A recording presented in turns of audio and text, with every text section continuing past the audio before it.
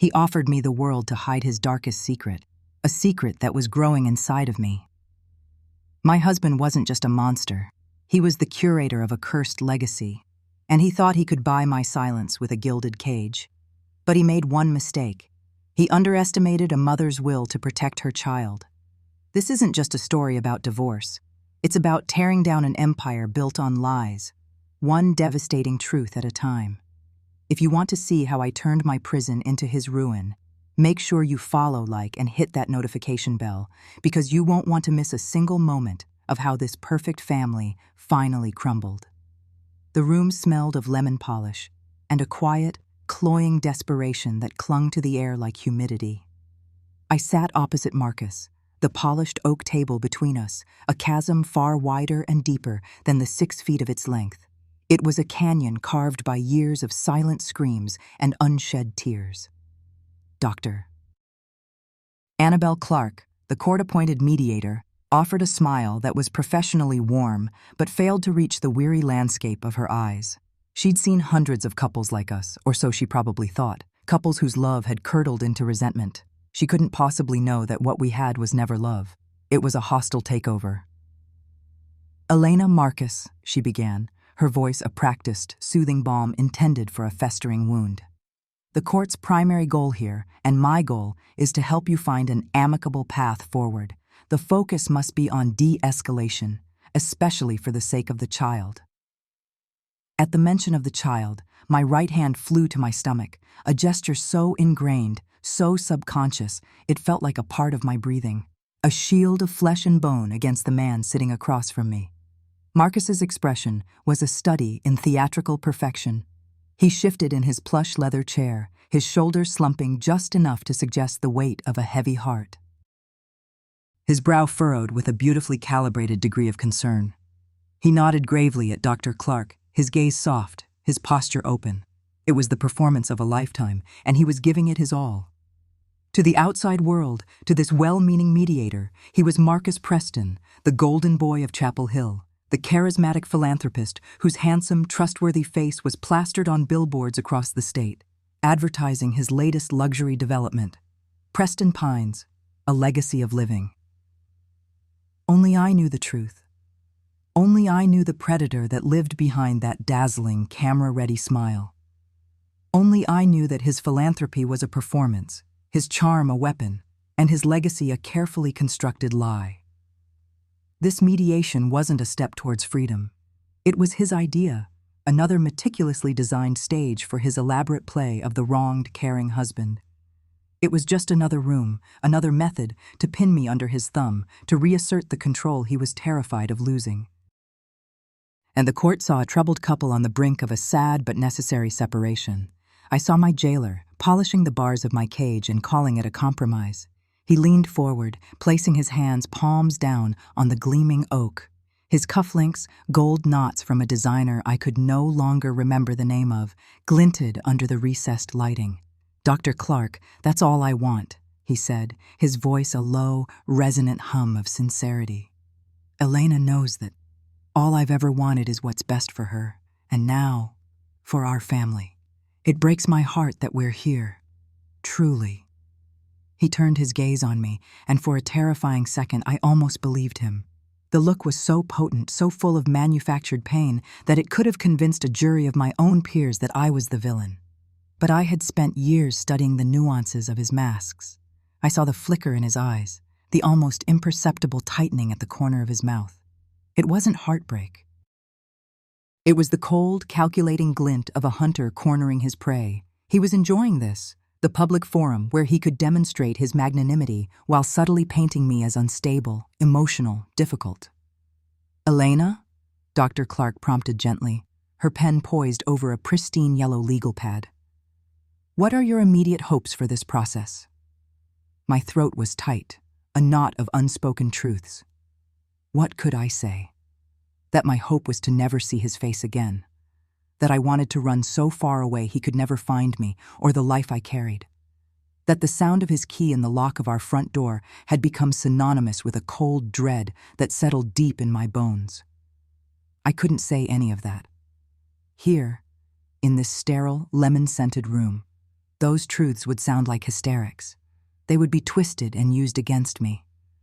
I just want this to be over, I managed, my voice thin, a ghost of its former self. I want it to be fair. Marcus sighed, a sound of profound, theatrical sadness.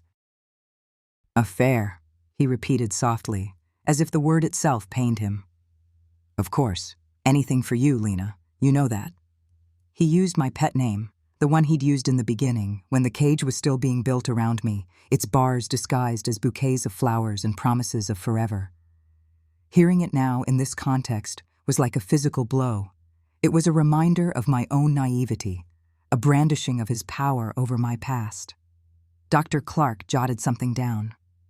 That's a good starting point, she said, her professional optimism unwavering. A desire for fairness from both sides is an excellent foundation to build on. A foundation. The word echoed in the silent spaces of my mind. Our foundation wasn't built on fairness. It was built on my fear and his control. It was a foundation of cracked concrete and hidden rot, and he was the architect. This mediation, this room, this table, it was all part of the blueprint. He was just adding another gilded room to my prison and convincing the world it was a palace. The memories didn't ask for permission. They came at night, uninvited ghosts that slipped through the cracks of my fragile composure, haunting the sterile quiet of my sister's guest room. The room was a sanctuary, a generic, impersonal space with pale blue walls and a bed that was too soft, but it was safe. Safety was a foreign country I was only just beginning to explore. During the day, I could function. I could make tea, read books about childbirth, and pretend I was just any other expectant mother. But when darkness fell, the silence would amplify the echoes of my life with Marcus. They weren't always loud, violent memories. In fact, the quiet ones were often the most venomous. The physical violence was almost easier to define, to label as wrong. There was the time he'd shoved me during an argument about my spending. An argument he'd started after I bought a brand of olive oil he didn't approve of. My back hit the edge of the kitchen island, and the impact stole my breath. For a week, a sprawling map of purple and blue bloomed across my skin, a secret atlas of his rage hidden beneath my clothes.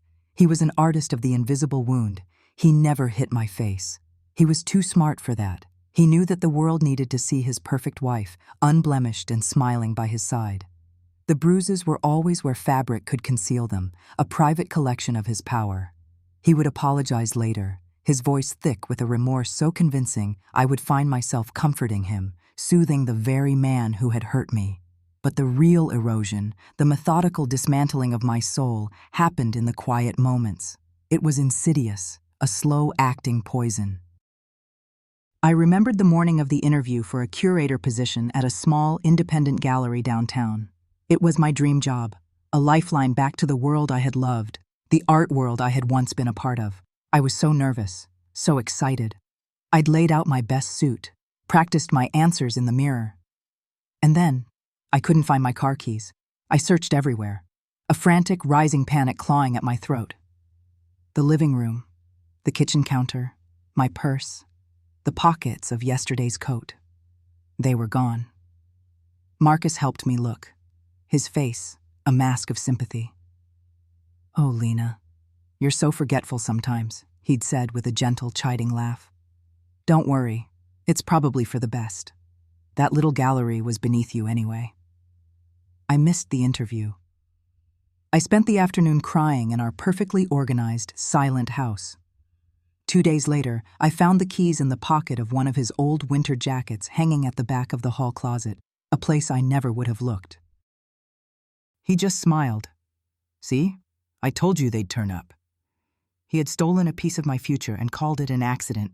And my art, my painting had been my air, my language. The attic of our grand, imposing house was supposed to be my studio. In the beginning, I filled it with light and canvases. I would lose myself for hours in the smell of turpentine and oil paint, the satisfying scrape of a palette knife against the canvas. Then he started his critiques. He'd wander in, a glass of expensive whiskey in hand, and stand behind me. "It's a bit childish, don't you think?" He'd muse, tilting his head. All those bright colors, it's a bit of a mess. Or he'd say, "Are you sure you want to hang that up? It doesn't really fit the aesthetic of the house." His words were like acid, slowly dissolving my confidence. He never forbade me from painting. He was more clever than that. He just made me feel foolish for doing it. He made my passion seem like a silly juvenile hobby. One day, I found myself packing it all away. I wrapped each canvas in brown paper, stacked them against the far wall of the attic, and closed the door. The smell of turpentine was replaced by the smell of dust and disuse. He had called it caring, this slow, methodical murder of the person I used to be. He was just protecting me from disappointment, from public ridicule. He was pruning my branches until there was nothing left but a bare trunk that he could shape however he pleased. The financial control was absolute, a leash he kept short and tight. He earned millions, yet I was given an allowance like a teenager, a sum deposited into an account he monitored weekly. Every purchase was scrutinized. A coffee with a friend would prompt a, "Was that necessary, Lena?" A new book would be met with, "We have a library full of books you haven't read." It wasn't about the money. It was about humiliation. It was about making me dependent, forcing me to ask for permission to live my own life. He isolated me with the same chilling precision. Old friends were slowly pushed out. A casual comment from my best friend Sarah would be twisted into a grave insult. "Did you hear the way she said that?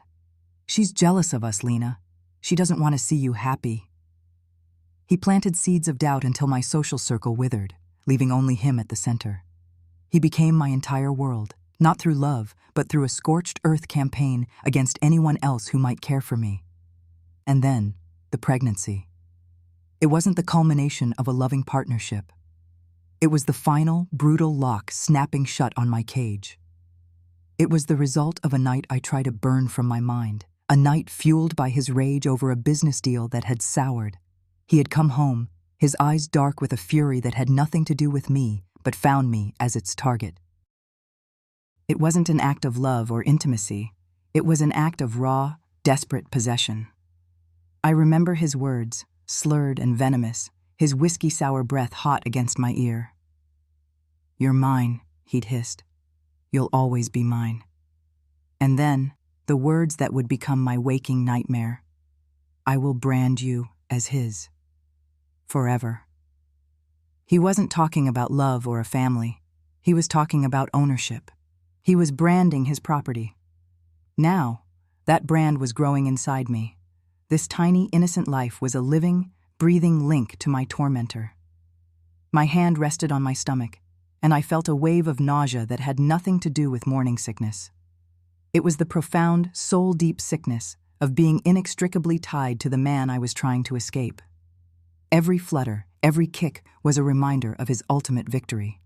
He had found a way to tether me to him forever, a chain forged of flesh and blood that no court order could ever truly sever.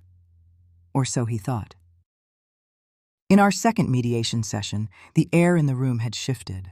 The scent of lemon polish was the same. Dr. Clark's professional smile was the same, but Marcus was different.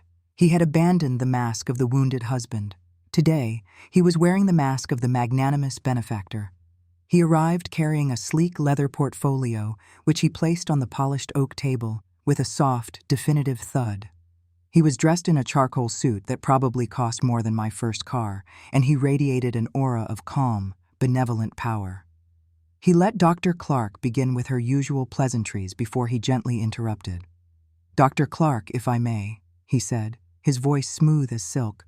"I've been doing a lot of thinking since our last session, a lot of soul-searching."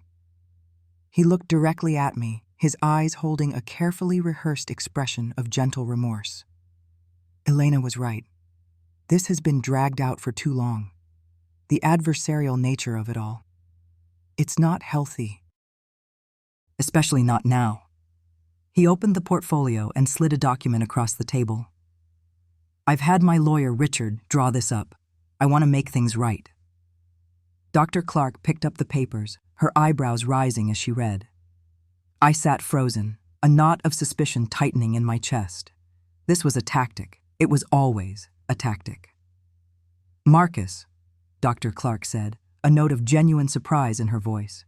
"This is remarkably generous." "I want Elena to have the house," he announced, his voice resonating with manufactured nobility. "It's her home. She decorated it. She should stay there, feel secure there. I'll move into one of my downtown properties." He didn't stop there. He went on to outline a financial settlement so substantial it made my head spin. It was more than generous. It was wildly, suspiciously extravagant. It was enough money to live comfortably for the rest of my life, to never have to worry about anything again. Dr. Clark looked from the papers to Marcus, then to me, her expression clearly impressed.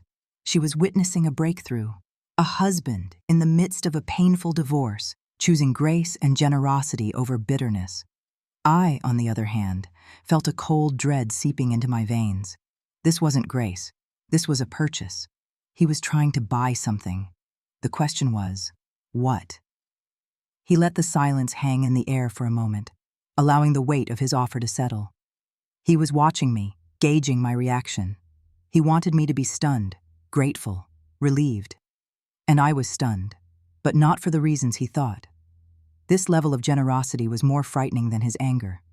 His anger was predictable. This was a calculated move from a master strategist, and I couldn't see the board. Then, he delivered the checkmate. "There's only one thing I ask," he said, his tone shifting from generous to gravely serious. He directed his words not to me, but to Dr. Clark, a brilliant move that positioned her as the reasonable authority and me as a potential obstacle. "It's not for me, it's for the child." He paused, letting the drama build.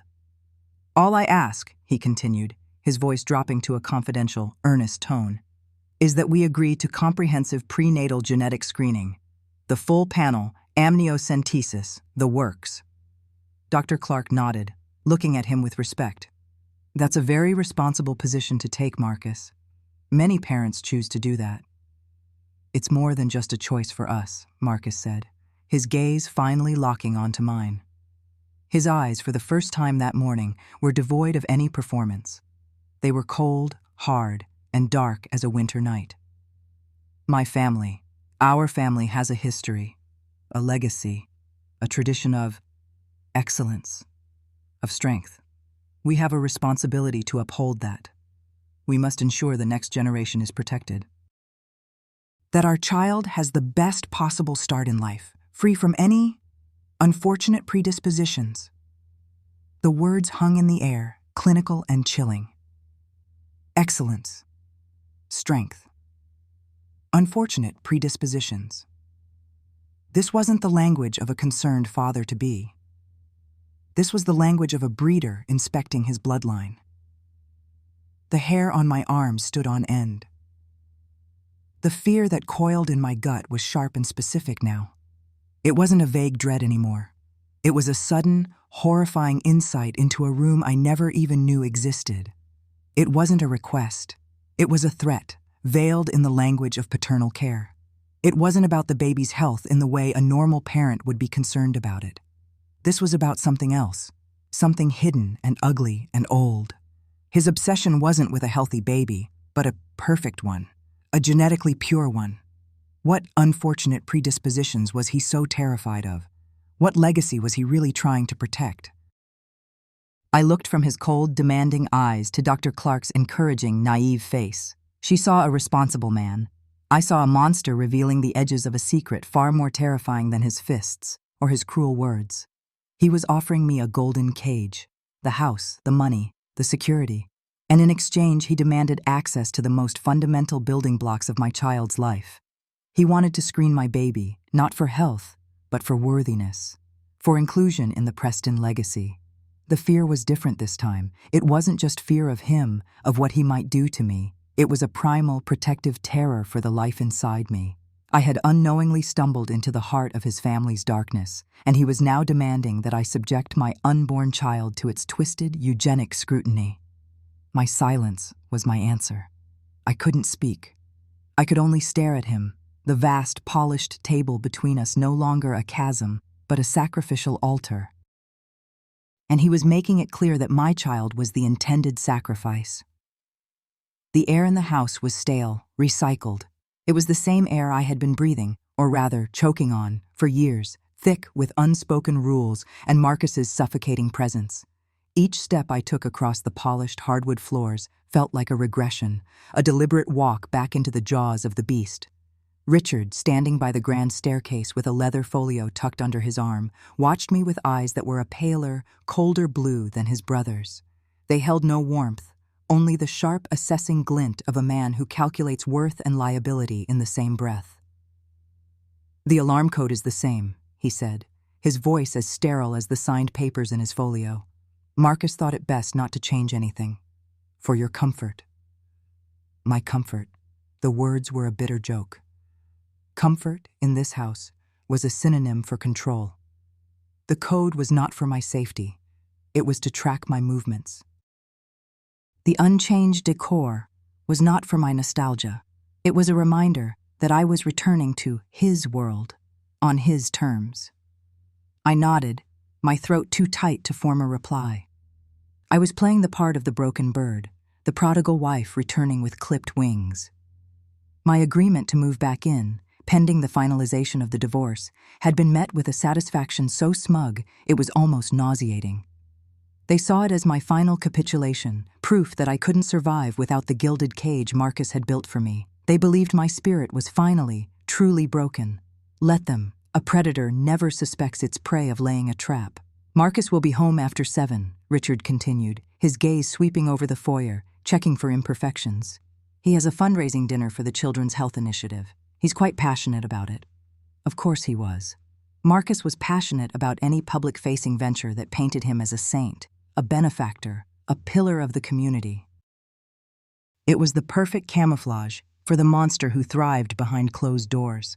I gave Richard another weak, compliant nod. My submission was the key. It was the anesthetic that would numb them to my true intentions. He finally left, the solid thud of the heavy oak door sealing me inside. Silence descended, but it wasn't peaceful. It was the charged, watchful silence of a place that held too many memories, too many ghosts of arguments, of tears shed in secret, of the sickening thud of a fist against a wall just inches from my head. I walked through the downstairs rooms, a tourist in my own private hell. The living room, with its cream-colored sofas where I was expected to sit and smile demurely for his business associates. The dining room, where every meal was a performance and every word was weighed. The kitchen, a state-of-the-art prison where my culinary attempts were either ignored or subtly criticized. This house wasn't a home. It was a museum of my suffocation. But as I looked up the grand, curving staircase, I remembered it was also something else, an archive, and I, the broken wife, was the only one who knew where the most important records were kept. I waited, listening to the house settle around me. The grandfather clock in the hall ticked away the seconds with oppressive finality. Each tick was a moment Marcus was away, a moment I could use. I didn't go to our bedroom, a place I couldn't bear to even look at. I didn't go to my small, neglected art studio in the converted sunroom. Instead, I went to a narrow, unassuming door at the end of the upstairs hallway, a door that was almost always ignored. Behind it was a steep, rickety set of stairs leading to the one place Marcus never went, the attic. The air grew warmer, dustier as I ascended. The smell was of old wood, forgotten paper, and the slow, inexorable decay of time. This was my territory, the one place I had claimed as my own. When we first moved in, I had stored my old canvases up here, the vibrant, hopeful paintings from before my life was leached of all its color. Marcus had called them a fire hazard, a sentimental waste of space. He'd wanted to throw them out. I had insisted, in a rare show of defiance, that they stay. He'd relented with a sigh, dismissing the attic and everything in it as my foolish little domain. He had no idea what a gift he'd given me. I pulled the string for the single bare bulb, casting a weak yellow light over a landscape of forgotten things. Piles of old furniture draped in white sheets stood like pale ghosts. Boxes of seasonal decorations sat beside stacks of magazines from decades past. And there, against the far wall, were my canvases, their faces turned to the wall in shame. But I wasn't here for them. My art was a relic of a life I was trying to reclaim, but the key to that reclamation lay elsewhere in this dusty tomb. I was looking for his family's history.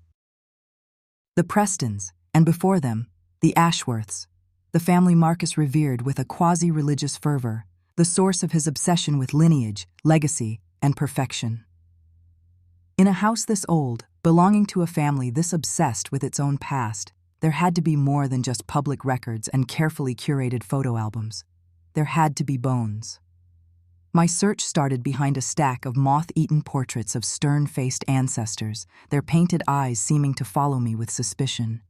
And there, tucked away under a heavy canvas dropcloth, I found them.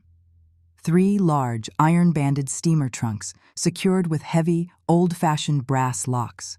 They were solid, imposing, and clearly not meant to be opened. A thrill, cold and sharp, shot through me. This was it. I tried to pry one open, my fingers raw against the tarnished metal, but it was useless. These were built to protect their contents from the world, but the world had changed. I pulled out my phone, my hands trembling slightly, and sent a text. Me. Leo, I need you. His reply was almost instantaneous. Leo, on a scale of 1 to Marcus's being a colossal tool? I almost smiled. My nephew, my sister's brilliant, cynical, fiercely loyal son. He was only 19, a prodigy drowning in the boredom of his computer science degree. But he saw the world, and Marcus, with a clarity that humbled me. Me. 10. I'm in the house. I found something in the attic. Locked trunks. Leo, say no more. Is the Viper home? Me. No. He's out saving the children. I have until 7. Leo, I can be there in 20. Don't touch anything. And for God's sake, Aunt Elena, don't let him corner you in an attic. It's too cliché. His gallows humor was a lifeline. While I waited, I sat on the dusty floorboards, the 3 silent trunks before me like ancient sarcophagi. What secrets did they hold? What was the Preston family so desperate to keep locked away? I thought of Marcus's strange, chilling demand for comprehensive prenatal genetic screening, his talk of a tradition of excellence, his dismissal of my concerns as hormonal hysteria. It wasn't about the baby's health. I knew that in my gut. It was about something else. Something rotten. Leo arrived, as promised, looking like he'd just rolled out of bed, all lanky limbs and a hoodie that had seen better days. But his eyes were bright and focused. He took in the scene, the dusty attic, me sitting on the floor, the formidable trunks, and gave a low whistle. "Okay, Dragon's Lair. I see it," he said, dropping his backpack. "Did you check for booby traps? Curses? The ghost of some miserable great-aunt?" "Just the locks for now," I said, my voice hoarse. He knelt beside the first trunk, pulling a small black leather case from his bag. He unzipped it to reveal a set of gleaming metal picks. "A simple lock-picking set, Aunt Elena. YouTube is a great teacher. Far more useful than my advanced algorithms class." He worked with a surgeon's focus, his ear pressed close to the lock. The silence was broken only by the faint metallic clicks and Leo's soft murmurs. "Come on, you stubborn old thing. Tumbler 1. There you go. Number 2 is being coy." After a few minutes that felt like an eternity, there was a satisfying clack. The lock sprang open. We looked at each other, a shared spark of victory and apprehension in our eyes. He moved to the next 2, and within 10 minutes, all 3 were unlocked. "The honors are all yours," he said, sitting back on his heels. "I'll stand guard at the bottom of the stairs. Yell if you find treasure maps or human remains." He gave my shoulder a squeeze and disappeared down the rickety steps. I took a deep breath and lifted the heavy lid of the first trunk. The smell of cedar and thyme washed over me. It was filled with brittle, yellowed lace, a wedding veil so delicate it looked like it might turn to dust if I touched it, and several albums of brittle photographs. Men and women in stiff, formal attire, their faces unsmiling, their postures rigid. The Prestons and the Ashworths projecting strength and prosperity. The second trunk held financial ledgers, property deeds, and business correspondence from the early 20th century. It was a testament to the family's wealth and influence, all meticulously documented, all perfectly ordinary for a family of their stature. My heart sank a little. Was this it? Just old clothes and boring paperwork? Then I opened the third trunk. Beneath another layer of preserved textiles, a christening gown, a set of baby shoes, my fingers brushed against cool, supple leather. I carefully lifted it out. It was a diary, its dark green leather cover worn smooth with time. The pages were edged in gold, and there was no name on the front, no inscription. It was utterly anonymous. With trembling hands, I opened it to the first page. The script was exquisite, a flowing, elegant cursive from a bygone era. Genevieve Ashworth, it read at the top of the page. Her private musings, January 1st, 1898. Marcus's great-grandmother. I sank back onto the floorboards, the dust motes dancing in the weak light of the single bulb, and began to read. At first, the entries were what I expected. Notes about social engagements, the weather, the management of the household, her pride in her husband and her young children. But as the months and years passed, a darker thread began to weave its way through the elegant script. April 12, 1902. Samuel complains again of a tremor in his hands. He dropped a teacup at luncheon today, to Father's great displeasure. He is only 16, and already the weakness shows itself. I pray it is merely a passing affliction of youth, but I see the look in Mother's eyes. It is a look I am coming to know too well. It is the look of fear. My blood went cold. A tremor. I read on, my heart pounding against my ribs. October 7th, 1905. It has begun. The malady my mother spoke of only in whispers, the shadow that has haunted our line for generations. She calls it Ashworth's decline. It begins with the shaking, a subtle tremor that defies control. Then come the lapses in memory, the forgetting of names, of faces, of one's own place in the world, and then the final terrible descent into madness, a fog that extinguishes the light of reason, leaving only a frightened, bewildered shell. We do not speak of it. To speak of it is to give it power. But it is here. It is in our blood.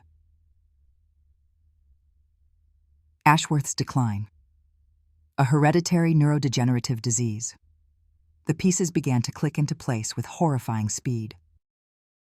The family's obsession with strong bloodlines, their carefully arranged marriages, the way Marcus spoke of his lineage as if it were a thoroughbred's pedigree.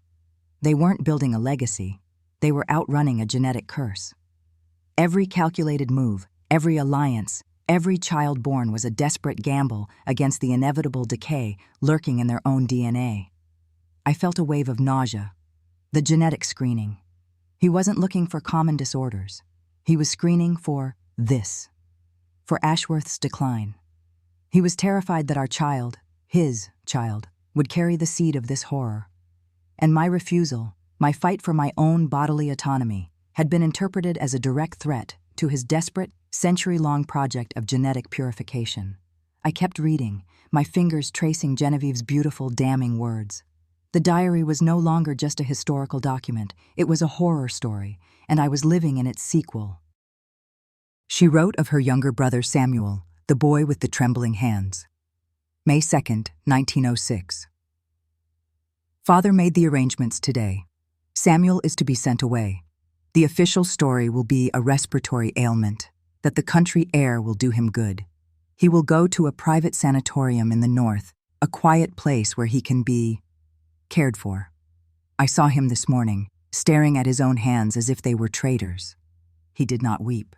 The Ashworths do not weep, but his eyes were hollow. We are sending him away to be forgotten. It is a kindness, Father says, a kindness to him and a kindness to the family name. A kindness. The word was a chilling euphemism. They hadn't tried to heal him. They had erased him. He was a flaw in the bloodline, a piece of defective stock to be culled from the herd. I flipped through the pages, a sense of dread coiling in my stomach. A few years later, another entry caught my eye. August 29th, 1911. We received word today about my cousin, Eleanor. And she has taken her own life. The family speaks of a fit of melancholy, a woman's hysteria. But I know the truth. I saw her last spring. The slight tremble in her fingers as she poured the tea, the vacant look in her eyes as she struggled to recall a shared childhood memory. She saw the decline coming for her, and she chose to meet it on her own terms rather than be sent away like Samuel. I wonder if it was an act of despair or an act of defiance. Perhaps they are the same thing. These weren't tragedies. They were purges. This family, Marcus's family, had spent over a century curating their bloodline like prize cattle. They weren't just hiding their defective members. They were systematically eliminating them, burying them in sanatoriums, or driving them to the edge of sanity until they broke. The cold, hard weight of realization settled over me, heavy and suffocating. Marcus. His rage, his need for absolute control, his obsession with the baby's genes. It wasn't the random, unpredictable cruelty of a simple bully. It was calculated. It was programmatic. It was the desperate, vicious methodology of a man terrified of the monster lurking in his own cells. I wasn't just a wife he had grown to despise. I was a vessel for his eugenics project. My purpose was to provide a healthy, untainted heir to continue the lie of the strong Preston bloodline. And when I had resisted, when I had asserted my own will, my own self, I had become more than just an inconvenient wife. I had become a threat to the entire century-old facade. The physical violation, the act that had resulted in this pregnancy, it wasn't just an assault. It was a desperate final attempt to brand me, to force his corrupted legacy into me, to ensure the continuation of his line, perfect or not. He was staking his claim, not on me, but on my womb. The sound of Leo's footsteps on the stairs made me jump.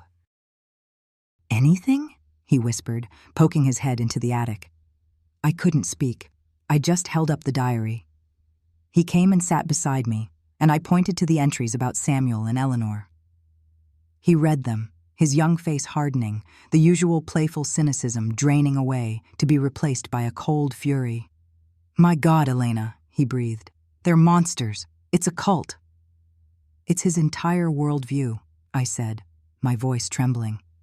"Legacy, strength, perfection. It's all a lie to cover this up. He's terrified. He's been terrified his entire life. And he makes everyone else pay for it," Leo finished, his eyes dark. He looked at me, then at the slight swell of my belly. "The genetic testing." "He's screening for Ashworth's decline," I confirmed. "He needs to know if his heir is pure." Leo stood up, pacing the small, dusty space. Okay. This diary it's everything. But it's not enough. A good lawyer, and Richard is a very good, very ruthless lawyer, will tear this apart. Call it the hysterical ramblings of a woman from 100 years ago. They'll say it's inadmissible, irrelevant. You need something more. You need something concrete, something modern. He was right. As damning as the diary was, it was circumstantial. It was a motive, a backstory, but it wasn't proof. I needed a direct link from this century-old horror story to the present day, to Marcus and Richard. "Richard," I said, the name tasting like ash. "He's not just Marcus's lawyer. Genevieve wrote about her father making the arrangements. Richard is the one who makes the arrangements now." Leo stopped pacing, a spark igniting in his eyes. It was the look he got when faced with a complex problem, a digital puzzle to be solved. "The family cleaner," he said softly, "the one who buries the bodies, legally speaking. If he's been moving money, setting up trusts, dealing with institutions to hide modern-day Samuels and Eleanors, there's going to be a trail." "A digital trail. Can you find it?" I asked, hope a fragile, fluttering thing in my chest.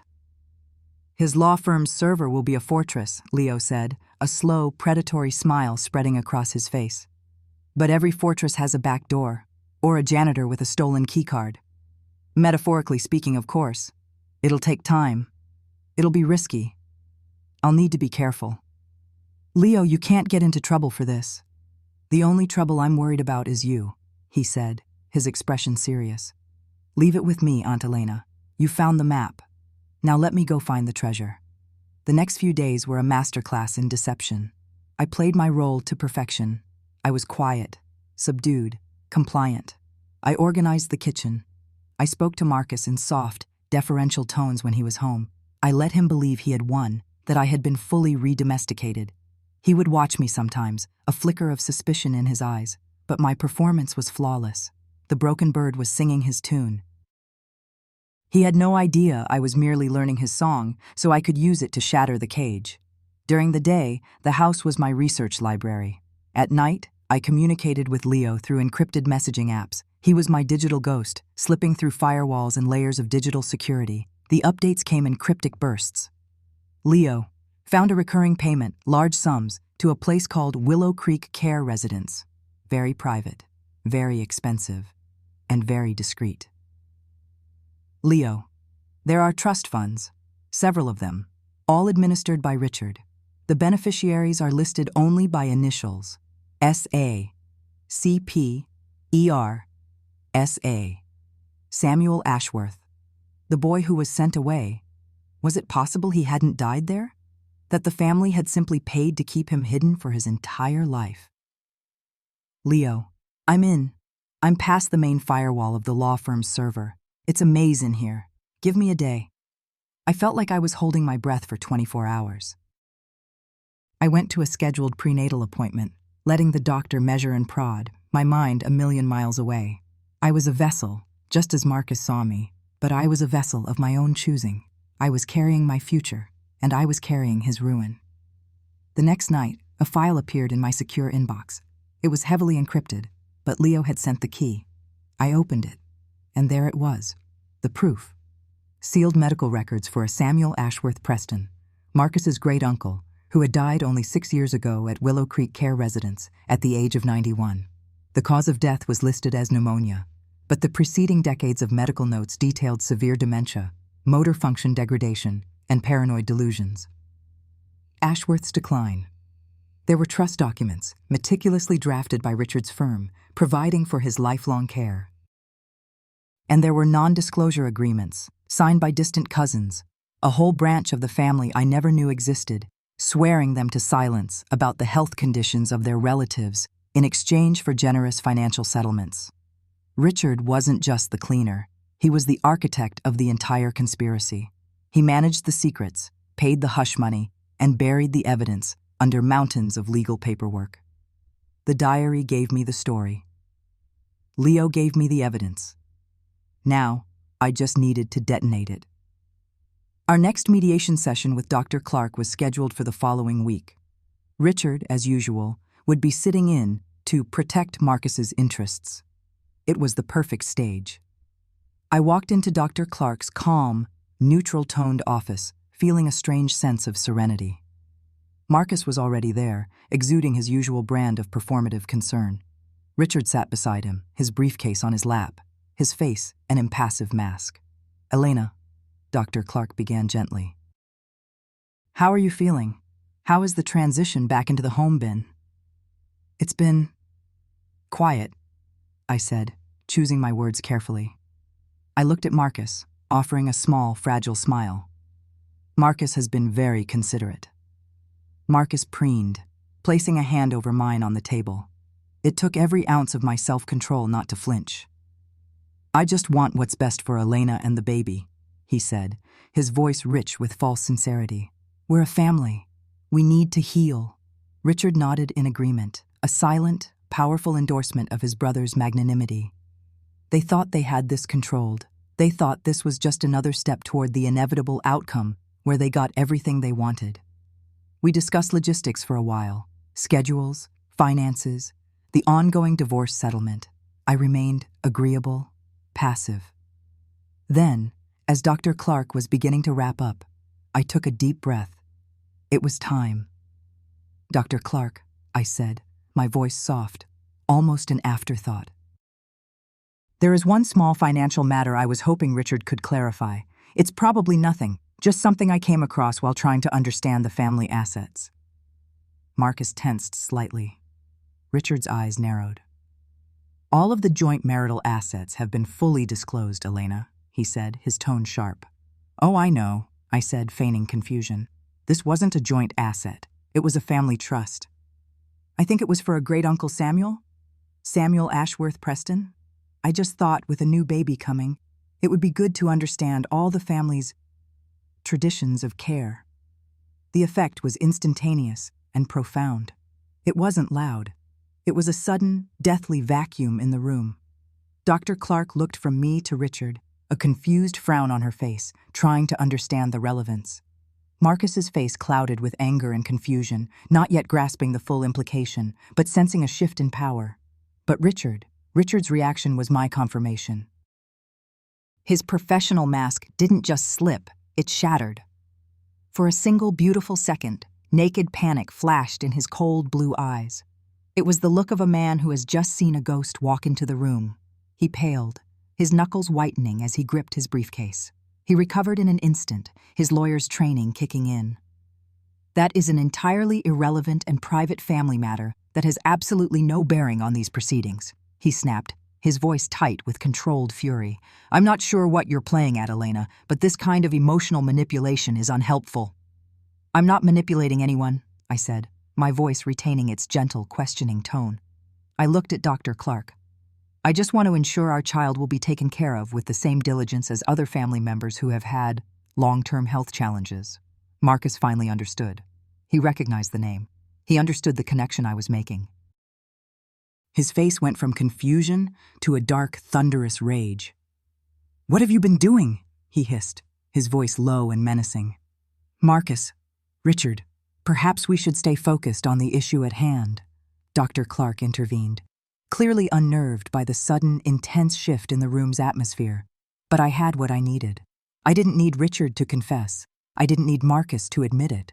I had seen it in Richard's eyes, the flicker of pure, unadulterated terror. He knew that I knew, and he knew that I had proof.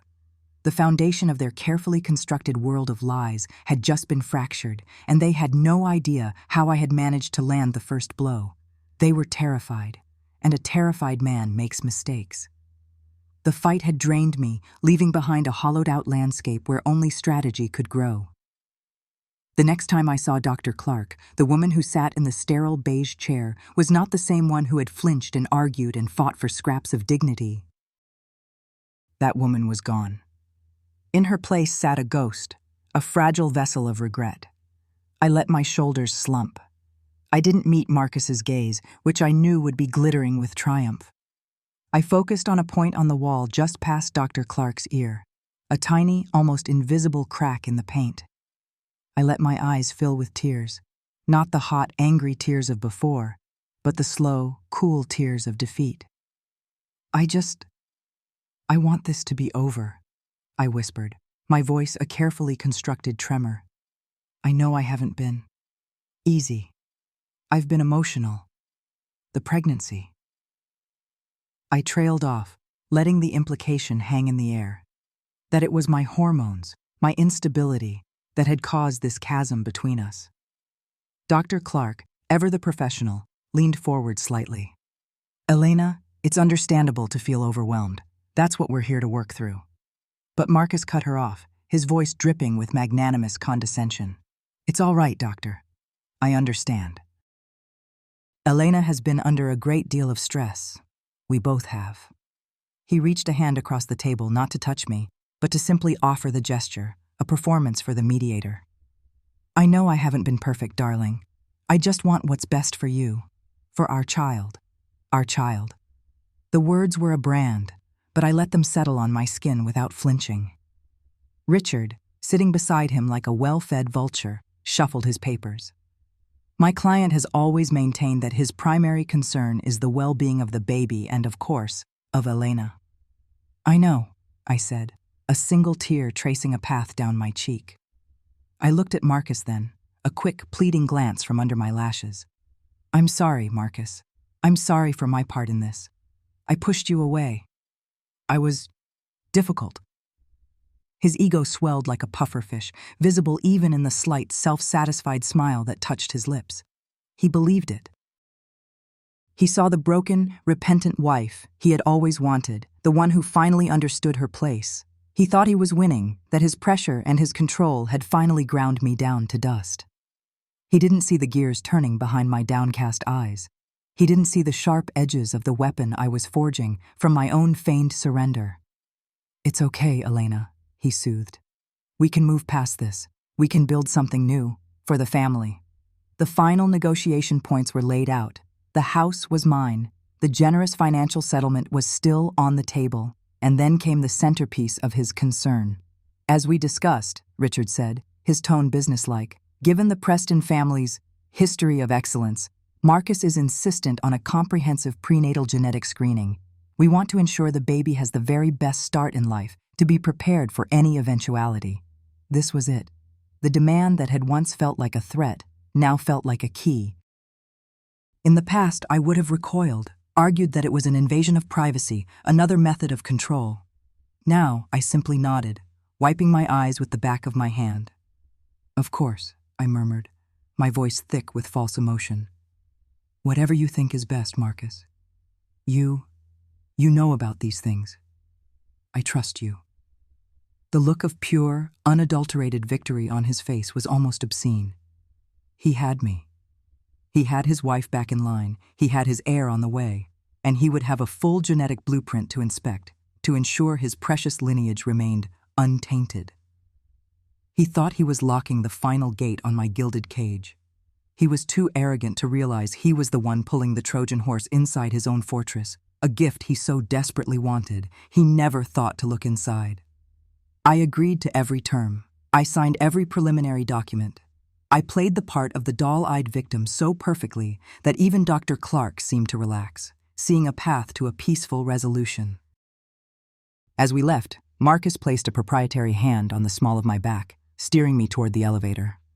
"I'll have my assistant schedule the appointment with the specialist," he said, his voice a low murmur of possession.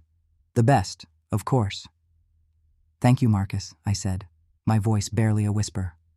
I looked up at him, my expression one of pure, dependent gratitude. Inside my heart was beating a cold, steady rhythm, a war drum counting down the moments to his destruction. The research became my secret life, a nocturnal existence conducted in the blue glow of a laptop screen. While Marcus believed I was resting, nesting, succumbing to the quiet domesticity he had demanded, I was arming myself. Leo, my brilliant tech-savvy nephew, was my co-conspirator, my digital ghost. He worked from his dorm room 3 states away, a silent partner in my unfolding rebellion. "You were right to flag the Sterling deal." Leo's voice came through my earbuds, a hushed whisper over our encrypted line. "This isn't just business for Marcus. This is his coronation." He sent me a file, a meticulously compiled dossier on Arthur Sterling. The man was a titan, an old money industrialist from Virginia whose family had roots stretching back before the Revolution. He wasn't just wealthy, he was dynasty. The articles Leo found were filled with Sterling's quotes, delivered in the grand, pontificating style of a man who believed his opinions were historical facts. I scrolled through them, my blood running cold. "A man's ledger is not written in ink, but in blood," Sterling had told a financial journal. "Show me his ancestry, and I will show you his future." In another interview, for a Society magazine, he spoke of his prize-winning thoroughbreds. "You don't get a champion from a weak dam or a flawed sire. Excellence is not an accident. It is a product of deliberate, careful breeding. The same holds true for men, for families, for nations." It was eugenics, dressed up in tweed and tradition. For Sterling, a business partnership was akin to a strategic marriage between royal houses. The multi-billion-dollar coastal development project was the territory. The partnership was the alliance. For Marcus, securing this deal wasn't about the money. Not really. He already had more than he could ever spend. It was about securing the one thing that had eluded the Preston name: legitimacy. It was about transforming the tainted blood of the Ashworths, with their hidden madness and secret shame, into the new American aristocracy, validated by the unimpeachable Arthur Sterling. "He's obsessed," I breathed, reading a profile on Sterling's family life. He disowned his own nephew for marrying an actress, said she had unremarkable origins. "He's a dinosaur, Elena," Leo said, "but he's a dinosaur with a mountain of gold." Marcus needs his approval. It's like he's seeking a new father, one who can finally tell him he's good enough. The vulnerability was suddenly blindingly clear. It wasn't the law that Marcus feared. He and Richard had proven they could bend and twist that to their will. It wasn't public opinion. He could buy silence and craft any narrative he wanted. His Achilles heel was his own desperate pathological need for the approval of this one old man. Arthur Sterling was the high priest of the cult of lineage, and Marcus was his most fervent, supplicant disciple. The Sterling prize was his holy grail, and I knew, with a certainty that chilled me to the bone, that I held the poison that could taint that grail forever. Genevieve Ashworth's diary was no longer just a record of past sorrow. It was a weapon of immense power. It was the truth of the Preston bloodline, written in the elegant, looping script of a woman who had watched it curdle.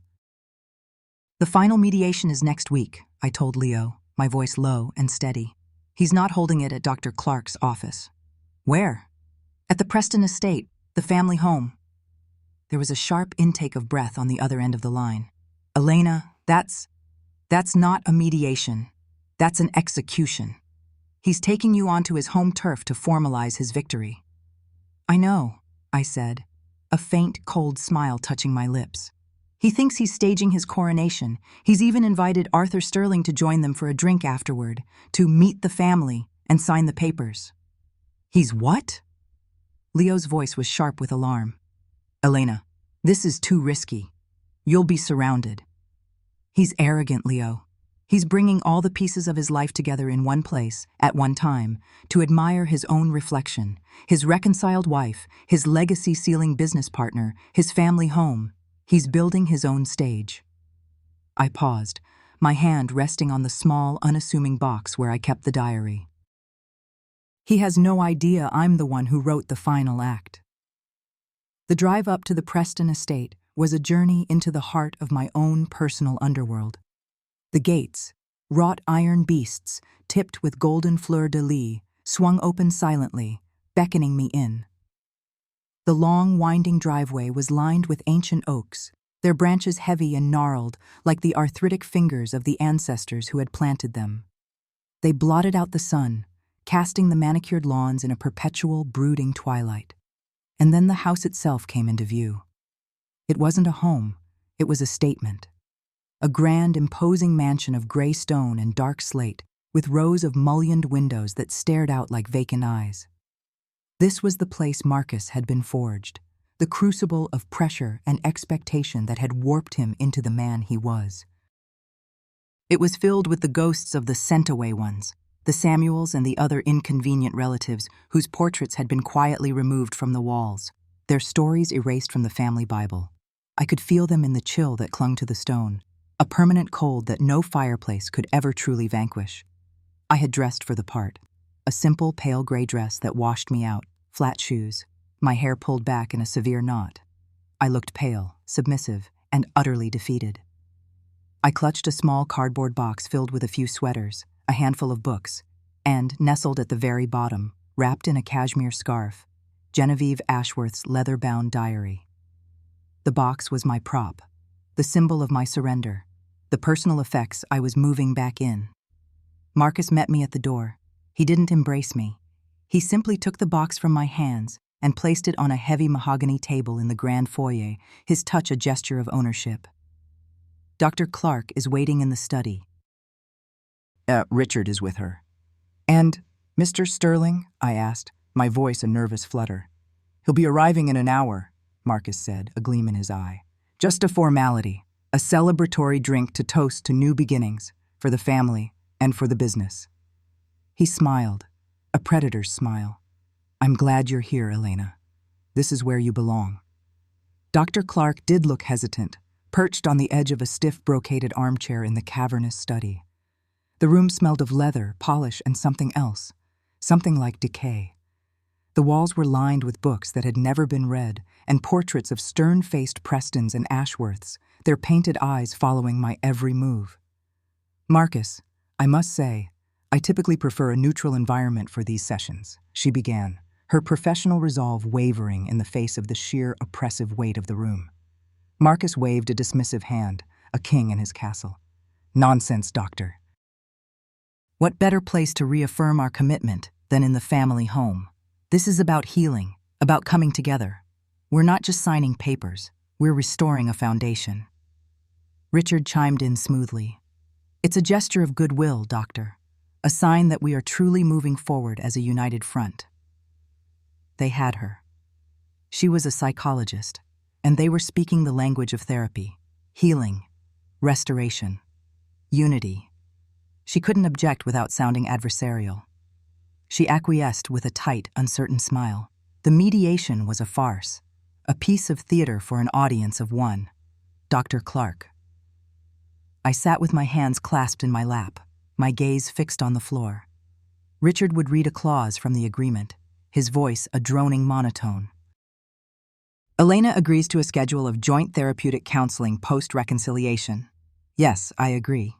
Agrees that all major decisions regarding the child's upbringing, education, and medical care will be made jointly, with Marcus Preston having final say in the event of a disagreement. I agree. Agrees to the full, comprehensive genetic screening panel as selected by Marcus Preston's preferred medical specialists. Yes, Marcus. Whatever you think is best. I agree. With each capitulation, I could feel Marcus's satisfaction growing, filling the room like a toxic gas. He believed he was witnessing my complete and total subjugation. He had won. The final document was placed before me.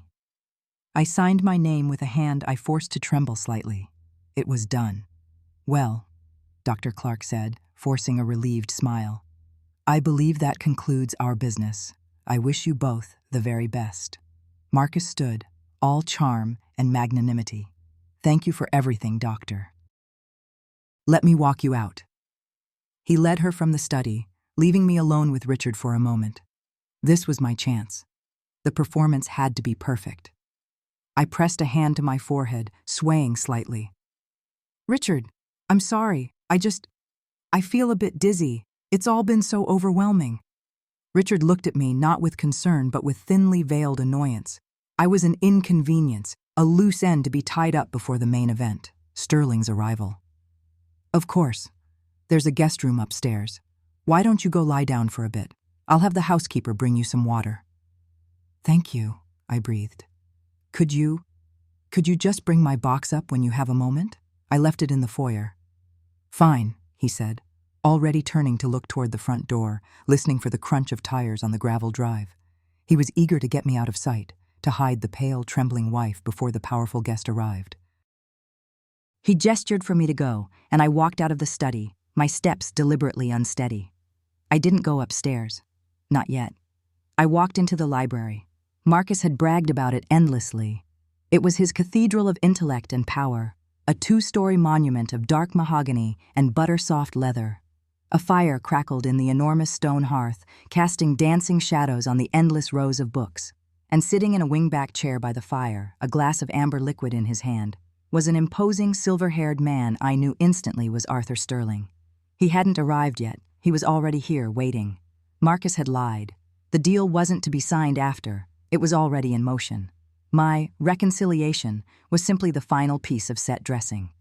He looked up as I entered, his eyes a pale, piercing blue. I gave him a weak, apologetic smile. I'm so sorry to disturb you. My husband.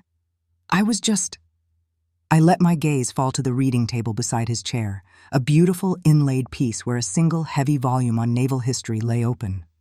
The trap was already set in my mind, but now the execution had to be flawless, invisible. Richard wouldn't bring my box.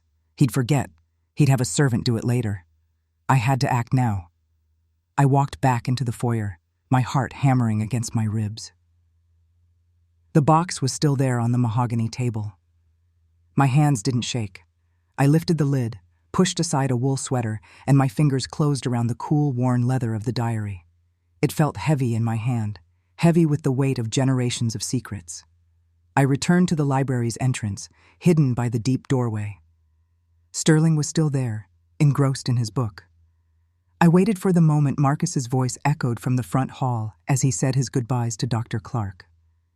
In that brief window of distraction, I slipped back into the room. Sterling didn't even look up. I didn't hand it to him. I didn't say a word. I simply walked to that small reading table, and with a quiet, deliberate motion, I moved the naval history book aside. In its place, I set down Genevieve's diary. I didn't leave it closed.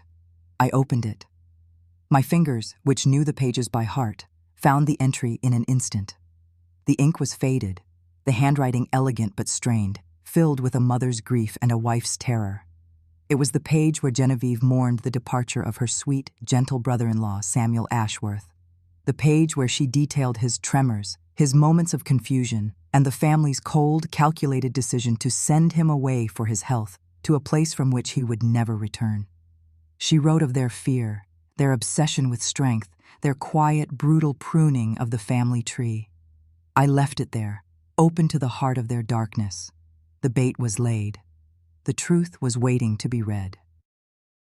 Then, I turned and walked out of the library, my back straight, my steps now silent and sure.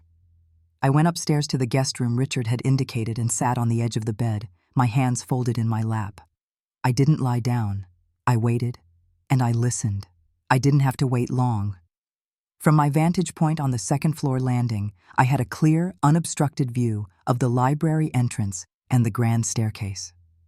The house was quiet for a few minutes, the only sound the distant ticking of a grandfather clock in the hall, counting down the seconds of Marcus's reign. Then I saw him. Arthur Sterling emerged from the library, not with the relaxed air of a man enjoying a quiet read, but with the stiff, rigid posture of a soldier on high alert. In his hand, he held the small, leather-bound diary. I watched him walk to a window, his back to me, and he read. He stood there for what felt like an eternity, turning the fragile pages under the pale afternoon light. I couldn't see his face, but I saw the change in his body, the slight slump of his shoulders as he absorbed the weight of Genevieve's words, the way his spine straightened, becoming a rod of iron.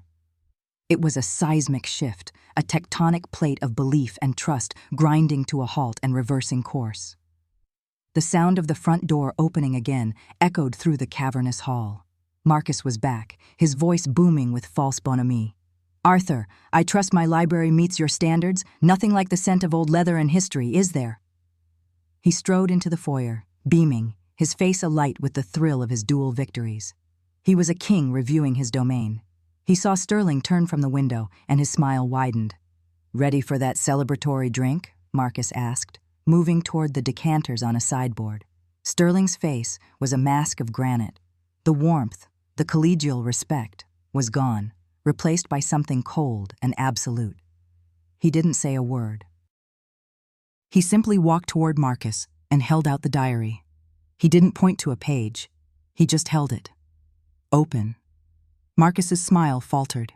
He looked from Sterling's glacial expression to the open book in his hand. Confusion warred with dawning horror on his features. He took the diary, his eyes scanning the page. I saw the exact moment he recognized the handwriting, the moment the words registered. The color drained from his face, leaving behind a waxy, sallow sheen. He looked up, a question dying on his lips. Sterling gave a single, almost imperceptible shake of his head. Then, without a word, he turned, walked to the front door, and let himself out. The quiet, definitive click of the latch was louder than a gunshot in the silent house. The deal was dead. The coronation was canceled. The validation he had craved his entire life had just walked out the door. For a long moment, Marcus stood frozen, staring at the closed door, the open diary still in his hand. He looked down at it, then back at the door, his mind unable to bridge the gap between his expected triumph and this sudden, inexplicable ruin. His gaze lifted, scanning the empty hall, searching for an explanation, and then he saw me. I was standing at the top of the stairs, watching him. My pale dress, my submissive posture, it was all gone. I stood straight and tall, my hands resting on the polished banister, and I met his gaze without flinching. In that instant he understood. He saw everything. The performance in the mediation, the feigned dizziness, the box of personal items. He saw the architect of his downfall. His face, a moment ago a mask of disbelief, contorted into something monstrous. It was a rictus of pure, undiluted fury. "You," he breathed, the word a puff of venom. He lunged for the stairs, a raw animal sound tearing from his throat. He wasn't a businessman anymore. He was a cornered beast. But Richard, who had appeared from the study, was faster. He grabbed Marcus's arm, holding him back. "Marcus, stop! Think about what you're doing!" "Let go of me!" Marcus roared, struggling against his brother's grip, his eyes locked on me. "What did you do? What did you do?" I didn't raise my voice. I didn't need to. My quiet words sliced through his rage with the precision of a scalpel. "It's all over, Marcus," I said, my voice steady and cold. "Your perfect bloodline, your sterling reputation, your precious legacy, it's an illusion, and the one man whose approval you desperately needed just read the truth." He screamed then, a guttural sound of a soul being ripped apart. He thrashed in Richard's hold, his face purple with rage. "You vindictive monster! You think you've won? I'll destroy you. You will have nothing. I'll take the child, and I will erase you from his life so completely he will never even know your name." The threat was his last resort, the final weapon in his arsenal. He would take my child, the one thing I had done all this for. He would use the baby as his final tool of torture. He watched me, expecting me to crumble, to beg, to plead. I let the silence stretch, savoring the look of desperate hope in his eyes. He thought he still had one last card to play. He had no idea I held the entire deck. "You can't," I said softly, my voice carrying through the ringing silence of the great hall. "You can't take what isn't yours." I reached into the pocket of my dress. My fingers closed around a single folded piece of paper. With a deliberate, almost casual motion, I let it go. It fluttered down, drifting through the air like a single white feather, before landing on the polished floor of the foyer at his feet. It was a DNA report. The results from the comprehensive screening he had so arrogantly demanded. He stared at the paper, then back at me, his breathing ragged. Richard let go of his arm, his own face a study in confusion. "The baby is perfectly healthy, Marcus," I said, my voice clear and final, a pronouncement of judgment from which there was no appeal. "Completely free of any Ashworth taint, because it isn't yours." The chaos that followed my departure was not a grand explosion, but a silent, terrifying implosion. It was a black hole, pulling the entire Preston universe into itself. The sound I had expected, the shattering of glass, the roar of Marcus's fury, was replaced by an unnerving, profound quiet. It was the quiet of a tomb being sealed.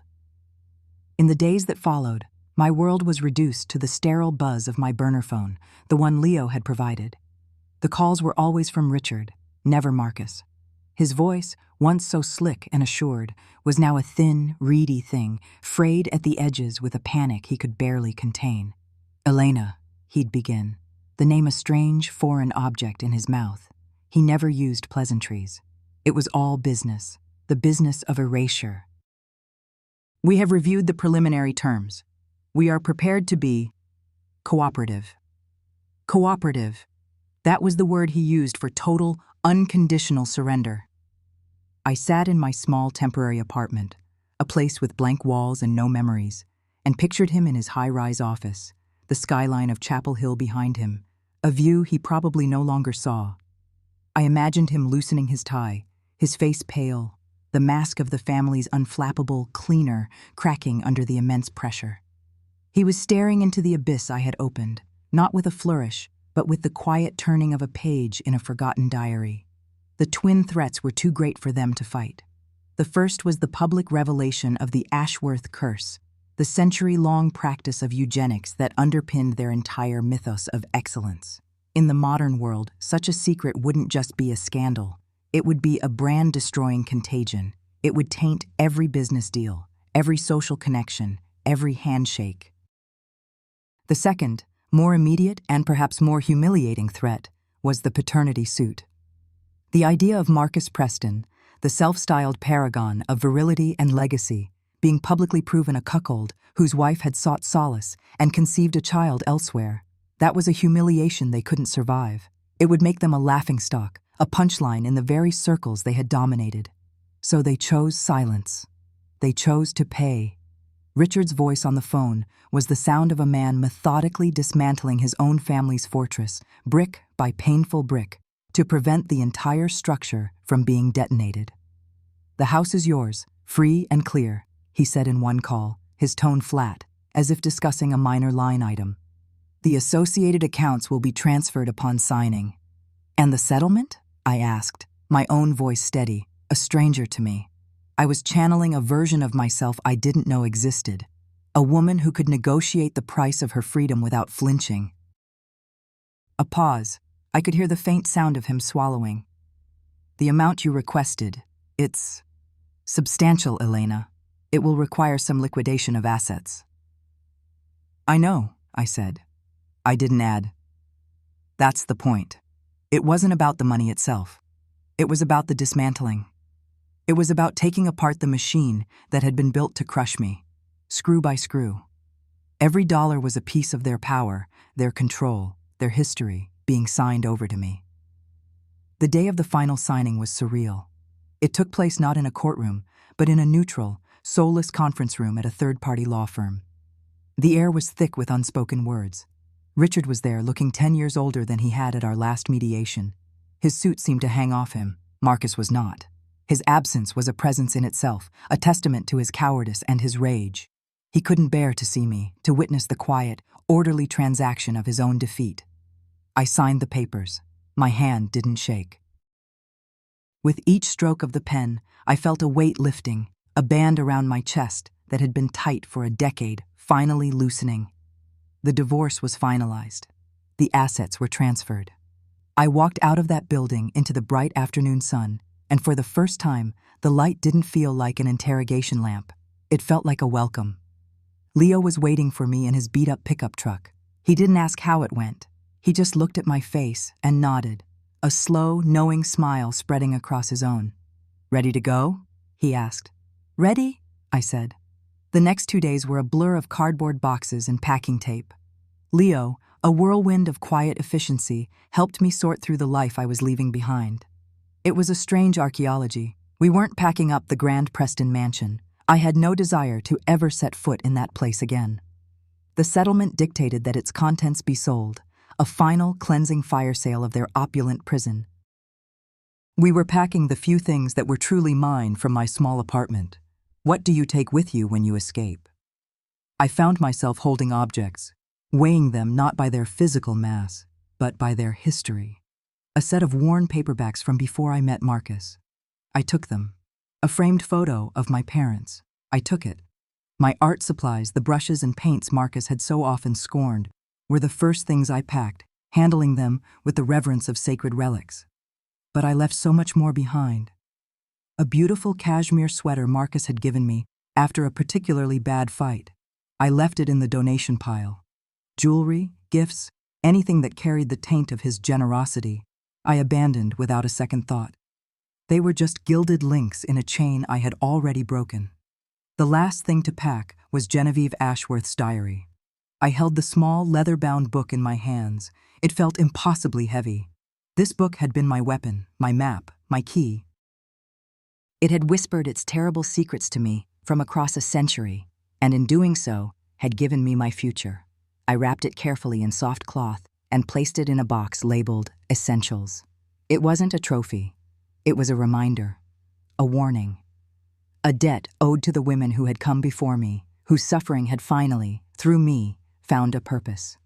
Leo drove the moving truck himself. I followed behind in my own car, a simple, used sedan I'd bought with the first small advance from the settlement.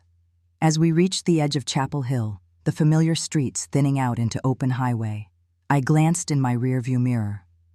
The town, once my entire world, the container for all my fear and pain, was shrinking. It was becoming a small, insignificant dot on the horizon. I expected to feel a surge of triumph, a rush of righteous victory. I thought I would want to scream out the window, a primal cry of, "I won!" But it wasn't there. The feeling that washed over me was quieter, deeper, and far more profound. It was the aching, desperate relief of a diver who has been underwater for too long, finally breaking the surface and taking that first, ragged, life-giving breath. My shoulders, which I hadn't realized were permanently hunched up around my ears, began to drop. The knot in my stomach, a companion so constant I had forgotten what it was like to be without it, began to dissolve. I hadn't destroyed Marcus with the explosive force of hatred. I had simply dismantled his world with the quiet, inexorable power of the truth. I had taken his greatest obsession, his pathological need for a pure, unblemished lineage, and turned it into the very instrument of his undoing. He hadn't been defeated by an enemy. He had been consumed by his own disease, and as the miles stretched between me and that life, I felt not like a warrior, but like a refugee, finally heading home to a country that didn't yet exist. Months dissolved into a gentle, healing blur. Time, which had once been a rigid, terrifying metronome, marking out the seconds until Marcus's key turned in the lock, now flowed like a quiet river. I found my home in a small, windswept town on the coast of Oregon, a place where the air tasted of salt and pine, and the sky was a vast, moody canvas of gray and blue. Here, no one knew the name Preston.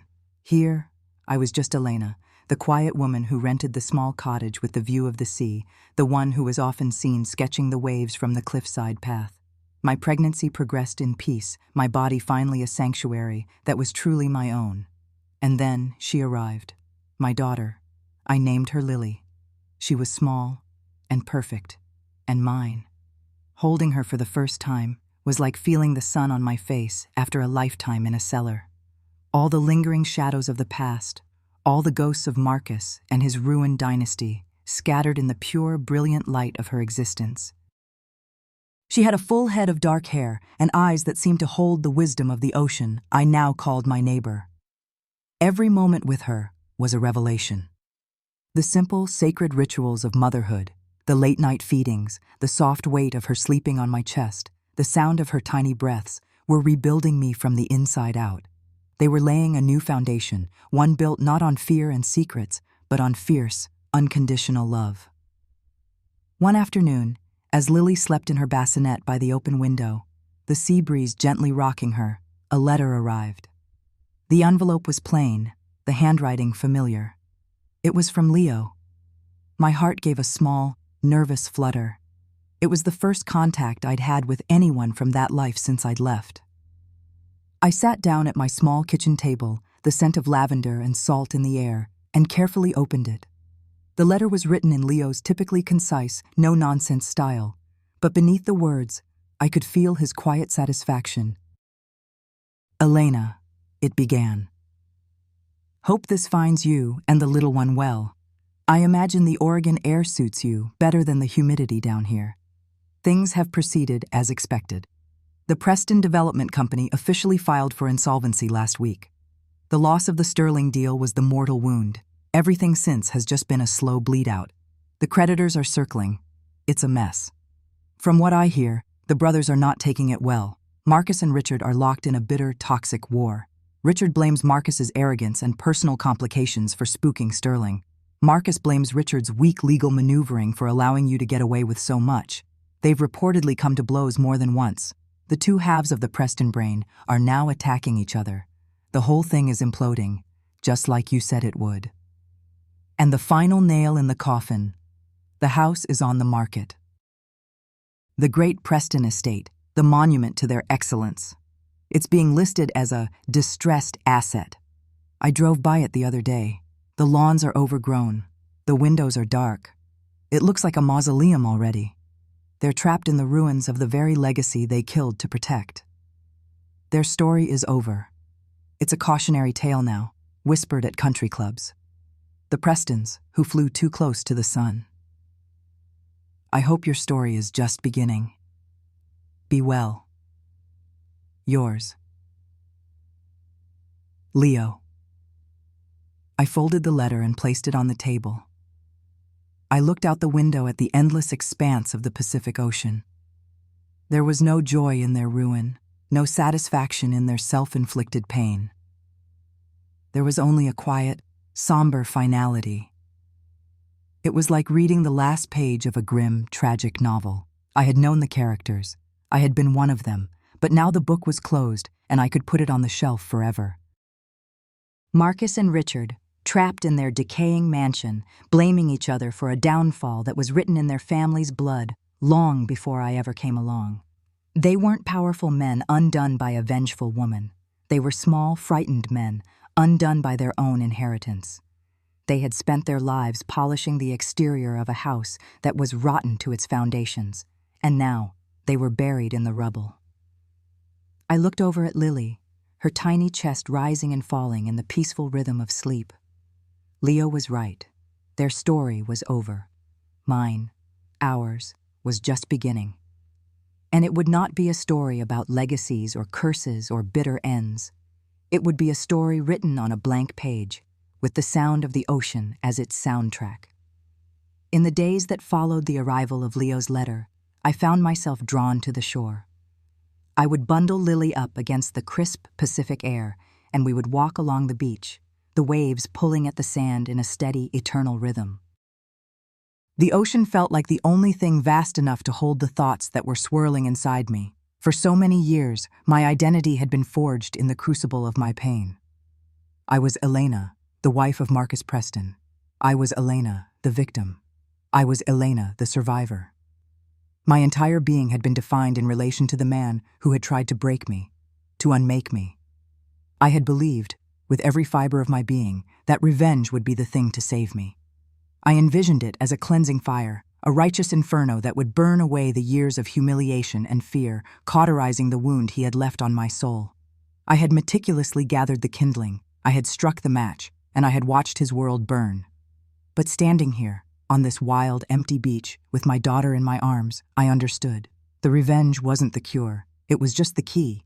It was a key I had been forced to forge myself, in the darkest and most secret parts of my heart.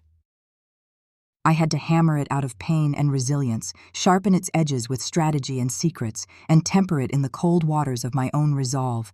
It was a brutal, ugly, necessary thing. And it had done its job.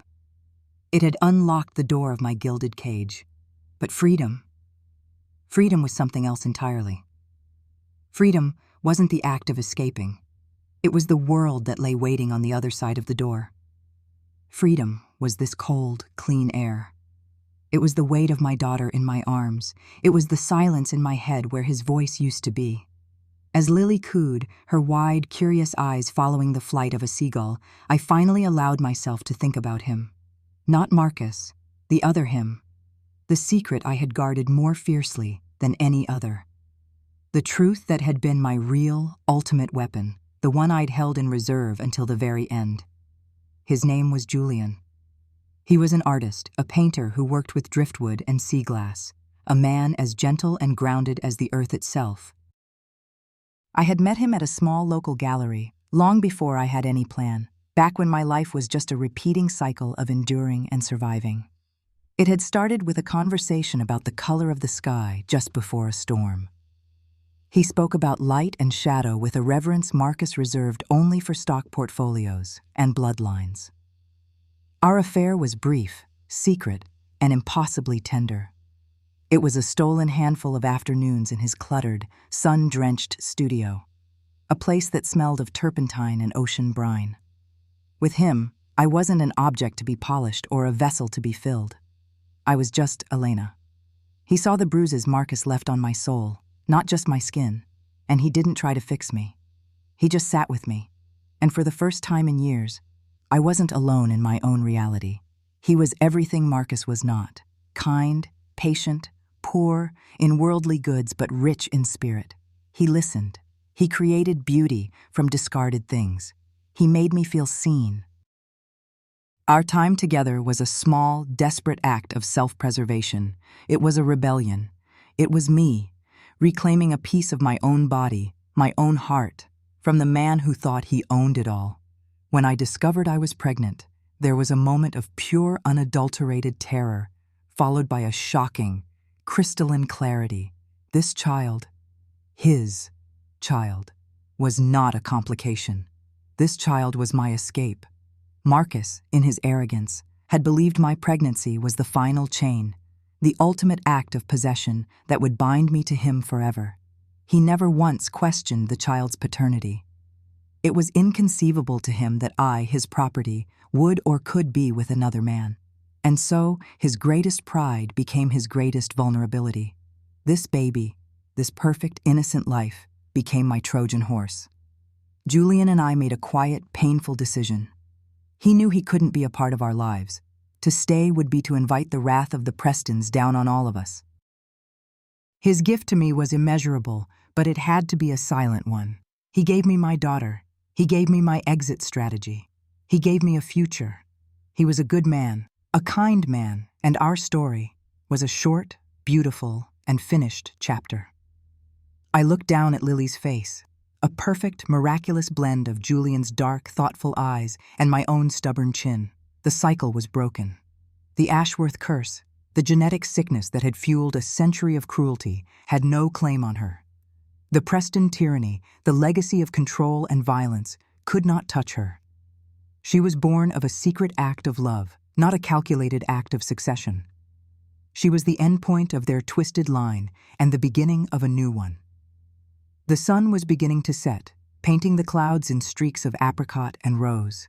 The ocean stretched out before me, vast and unknowable. For so long, the future had been a threat, a dark corridor filled with more of the same pain. Now, it was an open horizon. It held the promise of scraped knees and first days of school, of painting lessons and bedtime stories, of a life built not on surviving, but on thriving.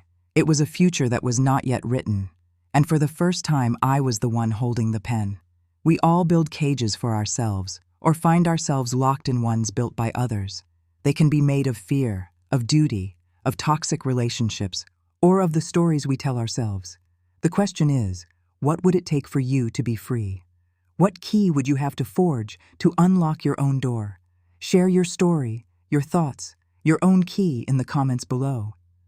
I'll be reading every one,